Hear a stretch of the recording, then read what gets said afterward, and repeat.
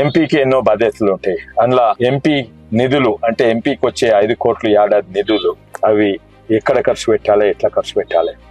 నేను అన్ని గ్రామాలు తిరిగినాను.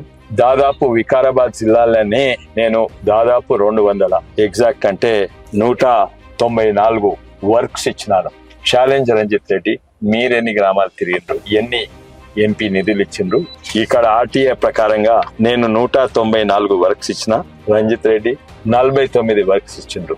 ఛాలెంజ్ ఇదే కాక మీరు రంగారెడ్డి జిల్లా, యావత్ రంగారెడ్డి జిల్లా తీసుకుంటే ఇవి నా వర్క్స్ ఇచ్చిన, ఇవన్నీ నా వర్క్స్. నీ వర్క్స్ కేవలము ఈ 4-5 పేజీలే మాత్రం నీ వర్క్స్. నేను 600 పైన వర్క్స్ ఇచ్చినాను, మీరెన్ని ఇచ్చిండ్రు? ఛాలెంజ్. నువ్వు ఎంపీగా నీ ఎంపీ లాడ్జ్ వాడుకున్నావా?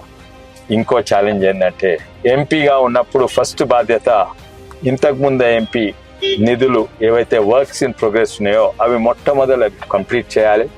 నేను ఎంపీగా ఉన్నప్పుడు అంతకుముందు ఎంపీ జైపాల్ రెడ్డి గారి వర్క్స్ అన్ని కంప్లీట్ అయినాక అప్పుడు నేను నా ఎంపీ నిధులు తోటి వర్క్స్ మొదలుపెట్టినా. నేను వర్క్ స్టార్ట్ చేసి నేను శాంక్షన్ చేసినయే మీరు కంప్లీట్ చేయలేకపోయినరు. ఛాలెంజ్. చూస్తావా? నేను యూత్ బిల్డింగ్ ఫామ్ కట్టించిన, నిధులు పెట్టినా అది కూడా చేత కాలేదు. పోదామా యూత్ బిల్డింగ్లకు, పోదామా ఇన్కంప్లీట్ ఎంపీ వర్క్లకు? ఛాలెంజ్.